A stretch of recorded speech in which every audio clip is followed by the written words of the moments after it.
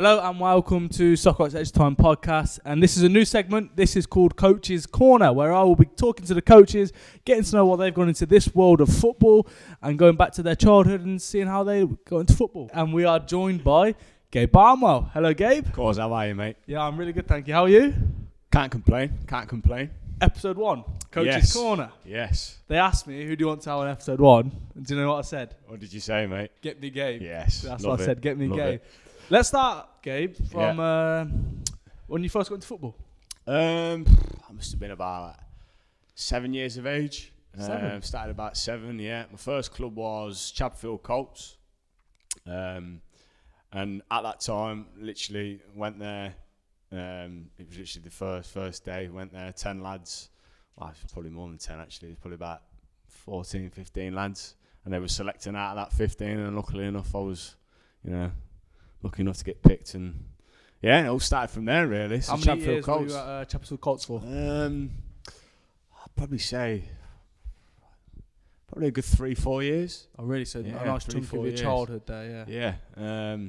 But then under 7s, I went to Birmingham as well, Birmingham Academy. So you were playing grassroots and academy football at the same time? Young age. But then at that age, you ain't really got a clue what's going on. So I ended up, I think it was one day I ended up, there's a game for Birmingham, there's a game for Chapfield Colts. And I think I just broke down because I wanted to go and play for Chaps. So that was the Birmingham chapter finish. But And that was it, just gone? that was it. And then I just, 3-4 years at Chaps, and I had a great time at Chaps. So let's go through your grassroots career then. So Yeah. Chapfield Colts, where you started grassroots-wise. Any other grassroots teams you played for? Chaps, Cov Jag, Bedworth, Sphinx. I was at Sphinx for a while. So a few clubs, mate. Yeah. So few let's clubs. go into a bit of a deeper side of it now. Yeah. Let's go into the academy side of football. Yeah. Like you say, you're at Birmingham at under 7s Uh-huh. and you left because you wanted to play for Chapfield Colts. Yeah. Was there any other academy teams you played for during your career? Yeah, well, I was obviously, like I said, I was at Birmingham, and then obviously I spent a good 2-3 years at Chaps, and then during that time, I then got invited down to Stoke. I went over to Stoke, had a couple of training sessions there, but it was too far, so that ended up not quite following through.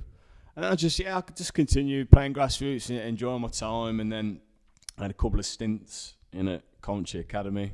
From probably about 12 up to 15, went in a few times. Didn't quite happen because it's not easy to get into clubs, and I was young as well. So I went there a few times, didn't work out, and then luckily enough, I grew up, I matured, learnt a bit more, and then I went in at, I think it was under 14s, and at that time I was at Cov Jag, and I got picked up, went on trial again.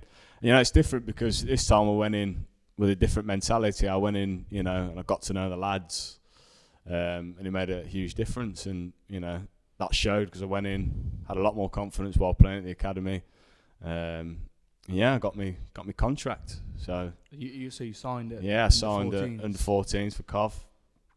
I had a great what time. was that like? What was it? You say from under 7s to under 14s, you were in that academy, grassroots team, and that was it. You made it then. Yeah. Under 14s, you signed that contract at Cov. Talk to us. What was that like? That moment? It was unbelievable. One of the, I'm 21 now. It's one of the best moments of my life so Really? far. Definitely. That Yeah, it was because I've been in a few times, didn't work out, failed, picked myself back up, and went in there at that time, and I was just, it was more relief. I was overwhelmed. My family was overwhelmed. It was great because I think I played a game against MK Dons. I think it was the final game, and it was absolutely, rain was pouring, horrible game. Played well, and then they told me afterwards I'd be getting the contract, and then the day after I was flying out to Turkey for 2 weeks. So it was brilliant, So I think that's such a big message for young footballers nowadays. Like you had so many knockbacks during your time, but you didn't give up. You persisted. No, that's it. And in the end, you got it. And I say it to young footballers all the time now: is you are going to get hit with setbacks. The thing you've got to do is you've got to override them and keep coming back stronger and persist. You've done that. 100%. And then so under 14s, you signed. I signed, came back, and then I spent good 2 years there. And I was, obviously at that time I was still in school. I was training a lot. I was coming obviously day release. I was leaving school. twice a week to go and train, and I've spent a good 6 hours down the academy. It was, long days. And that took its toll on me over the 2 years, because I was, training all the time, and I was hardly seeing anyone. I was hardly seeing my friends and stuff like that, and it took a toll on me. And then, like I said, spent the 2 years, and then got to under 16s, and then at that point, I just weren't enjoying my football there. So I took the decision. I had to, spoke to my family and stuff, and I decided it was time to pack it up and leave. So you made the decision to leave at 16? Yeah, I made the decision to leave because it's hard cause, it's really hard, especially at that age. Like I said, I was training, it just got too much. So I ended up packing it in and going back to Cov Jag. I just started enjoying football again. You just enjoyed it? Yeah. But yeah, I had a great 2 years. Yeah, it was phenomenal, and I've learnt so much over my 2 years. It was brilliant. So from 7 to 16, Gabe was playing football for various grassroots sides. Now I'm going to get inside when I met you, really. Yeah, it was, yeah. From Strachan to what? So you left school and you went to the... I left school, I wasn't sure what I wanted to do. I thought it's only right if I, do something football related. So then I come across Strachan. I went there for 2 years. So I met Bowsy, and met some, had an unbelievable time there. Learnt so much, and just had a great time there. Played some phenomenal clubs, played phenomenal teams. For example, we played numerous teams. I want to dive into that just a little bit more, because obviously you are a football coach now. And at that time you would have dealt with a lot of coaches. What were the coaches like at Strachan for you? And are there any people how higher than others, and a big influence on your coaching career? Yeah, I'd say, obviously I went there at the time. Shay Thompson was there, George Mackey was there. Two great coaches. Learnt so much from them. And that's it really. I always went into training every single day. Because I thought about coaching at that point. I went in there, thought about coaching. So every day I was just learning stuff. I was learning stuff, for myself in terms of my career, my football ability, but I was also picking up stuff in terms of coaching. So it was great. Every day was football always one of them things you had to get into. Like I say, from 7 you wanted to play. Yeah. The playing, you made the decision to stop. Yeah. And then you got back into it, into Strachan. That's football it. Always one of the things you had to do. You had to have a career in football. Yeah, that's, and it's like you said, Corey, it's not easy. So yeah, football was always the way. Yeah. And, so from Strachan, talk about here the blue team. Yeah. How'd you get into SoccerRockz? Let's start from there. Your first time. It's funny, because obviously I was coming to me end of my last year at Strachan, and obviously I think they wanted to start an apprenticeship, so they got Cuds in, spoke to Cuds. And Cuds actually, funny enough, came in and interviewed some of the lads for the apprenticeship. We laugh about it now because I think I turned up in a suit. Mum was like, "Yeah, you need to go. Make sure you dress correctly." So I went there. Everyone else is in the Strachan stuff. I turned up in a full-on suit, looking like an absolute donut. And it started from there. Spoke to Cuds, spoke to Dorsey, and that was it there, really. Started SoccerRockz career started there. So do you think it was the suit that got you the gig? gig? Probably, mate, yeah. Probably, more than likely. So how long have you been at SoccerRockz now then? It must be 3 years now. Yeah, 3 years. 3 years at SoccerRockz. Absolute, it's been class. I want to know, what's your highest moment at SoccerRockz? What's your proudest moment as a coach so far in football? As a coach, it's the thing is with SoccerRockz, it's so great because you learn.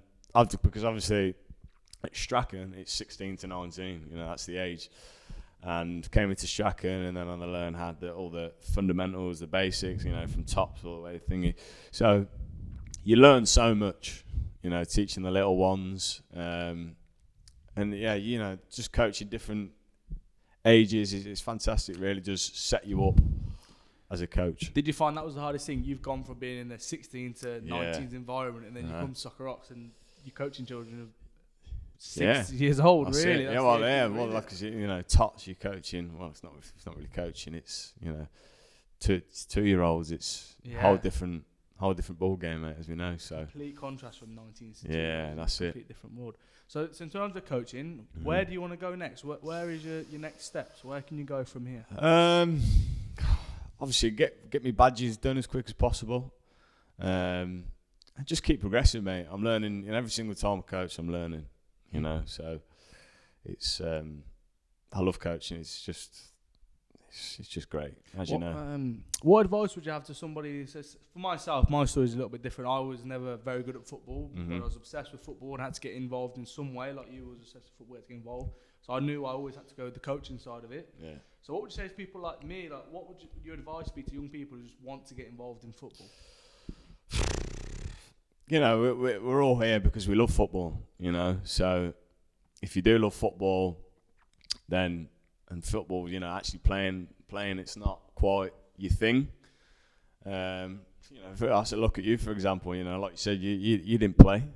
But because you've got such a passion for football and you love it so much, that's obviously then pushed you and encouraged you to come into coaching.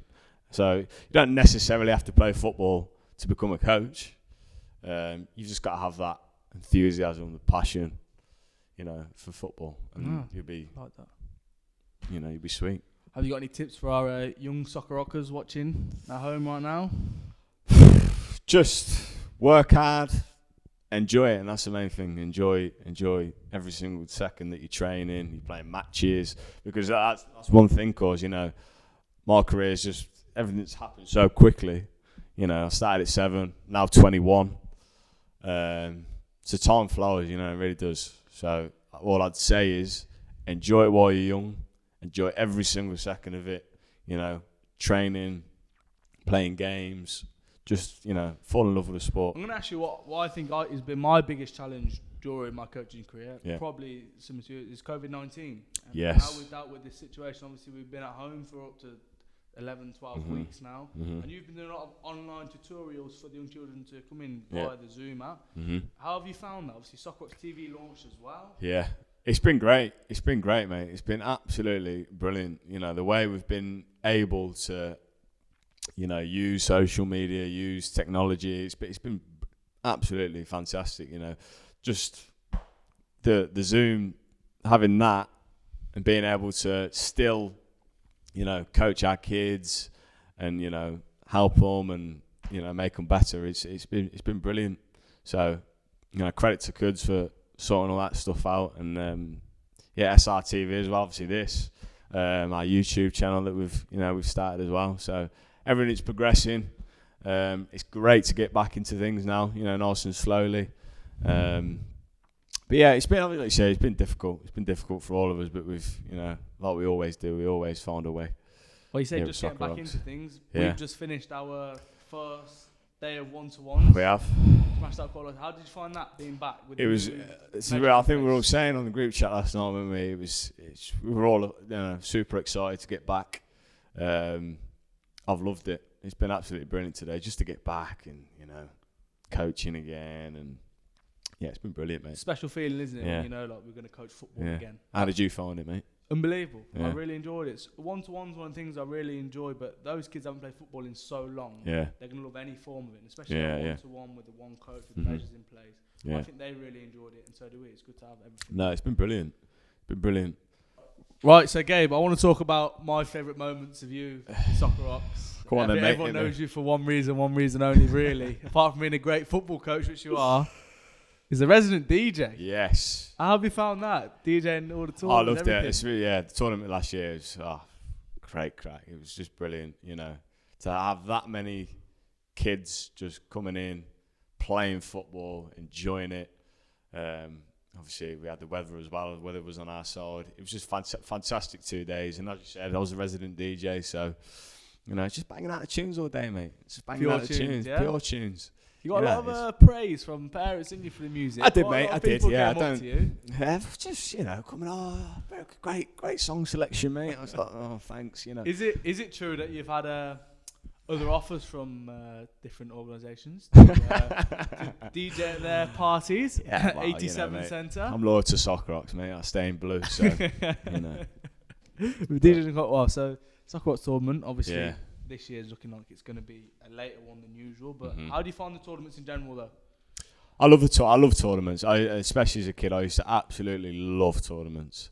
It just takes you away from all the normal stuff you're doing, and it's just I used to love tournaments. It's just the great days out, and it teaches you a lot as kids because as we find out from being coaches, especially at a young age, kids that sometimes they can get a bit emotional, of course, and especially when they lose in the quarterfinals, semi-finals, finals. There's usually a lot of tears. On a shootout as well. Yeah, it's hard. Sometimes it's horrible. So that teaches you as a kid. It's a lesson because you sometimes you win some, you lose some. That's that's football. I know that he's here right now, but I don't think enough people give Mr. Thomas Goodworth enough credit for the work, preparation he puts into these tournaments. It's unbelievable. It's incredible. I've never seen work rate like it, honestly. No. I'm not just saying that because he's in this room Yeah. and he's the man, but he puts a lot of hard work and I give him that. Yeah. So back to you in terms of coaching. So you were at Strachan, then you came to SoccerRockz. You've been SoccerRockz for 2-3 years now. Yeah. But you took a break. I did take a little break, yeah. Took two? Yes. 2 breaks. You didn't leave, you didn't just go without coaching. You went actually to America. I did. So a different side of coaching. Yeah. There's something I wanted to do. Uh-huh. I didn't do it. Mm-hmm. What was the experience like for you? Oh, just unbelievable. Words can't describe it, Obviously, I went out the first time, and that was literally last minute. It was literally last minute. Someone offered me it, and I literally had 24 hours to think about it. And I went, do you know what? Why wouldn't I? I'd be stupid not to. I rang Kuds, I says, mate, so I got an opportunity to go. He's like, mate, go and do it. So went out there 4 weeks, went out on my own. First time I ever flew on my own. Absolutely petrified. How was that? Terrified. But yeah, got through it. Got through, 9-hour flight, whatever it was, 10-hour flight. Got through immigration, which was terrifying.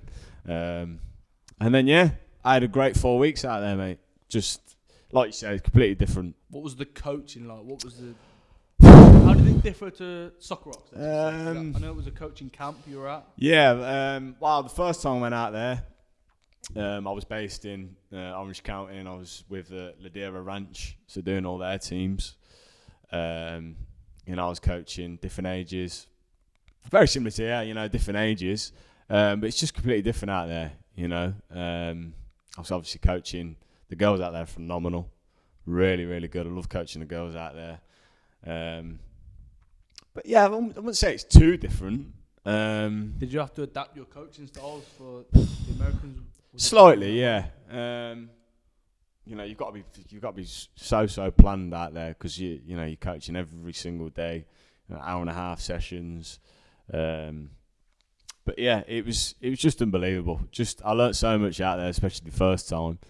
I just had a great time. It's just unbelievable. Yeah. Has it made you a better coach? Do you think that experience to go to America? Have you come back? Yeah, definitely. Yeah, because you have to adapt. Obviously, you're on your own, and I have to think for myself and stuff like that. So yeah, 100% made me a better coach. And then obviously came back. It was great to get back. Obviously, I weren't here for too long, and I spoke to Bowsy about Bowsy going out, and he was like, "Yeah, I'd love to." So then both of us got the opportunity to go out there again. Obviously, in July, we went out there for obviously 5 months this time. It's a long time, isn't it? It is, mate. Yeah. You know what? We didn't really think about it, and I said this to Bowsy, a couple of weeks ago. It didn't really dawn on us that we were going out there for so long. It's hard for our mums and dads because 5 months, when you put it like that, it's a long time. But we were just buzzing to get out there and just, get coaching. That's your coaching experience so far. Yeah. What's next? What's next for Gabe Barnwell?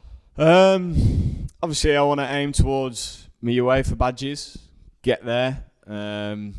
Just keep progressing, mate. Just that's all you can. That's football for you. You can only the only way's up. So I'm not just saying this just because we're friends, but I can see you going to the very, very top of football coaching. Because I appreciate that, your mate. Work rate and like you say, the persistence. You've had so many obstacles in your playing career that you overcame in that moment you signed the contract to under 14. I think the coaching situation will be similar for you. You're going to get hit with those obstacles. You went to America, you took the plunge and you just went to a different experience. You're a stronger coach. You fly up to the UEFA A badge. I think you go to the very, very top, mate. I appreciate that, mate. Thanks very much. How have you found the episode 1 of Coach's Corner, though? I've loved it. I've absolutely loved it. Can I say you've been a phenomenal interviewer? Oh, thank you very much. Absolutely brilliant, mate. I'm thinking maybe a Steve Harvey, something like that, you know.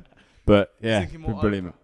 If you want to go down them lines, mate, that's fine. But yeah, it's been brilliant, mate. Loved it. Absolutely loved it. Episode 1 of Coach's Corner is over. That was with Gabe Barnwell. Absolutely fantastic. But guess what? We're not done. We've got episode 2. Oh. And that is going to be with the man you've mentioned quite a lot today, Mr. Daniel Bowles. Now, I know he will be watching this one. Yes. He'll be thinking, is Corey going to delve right into the you probably will, mate, won't you? Playing and coaching career. But I think a very similar story to you. Yes, he's got, just very, very similar to me, very similar to my story. So, yes, it should be very interesting. So, Gabe Barnwell's completed episode 1. Daniel Bowles is episode 2. And we are out. Thank you very much.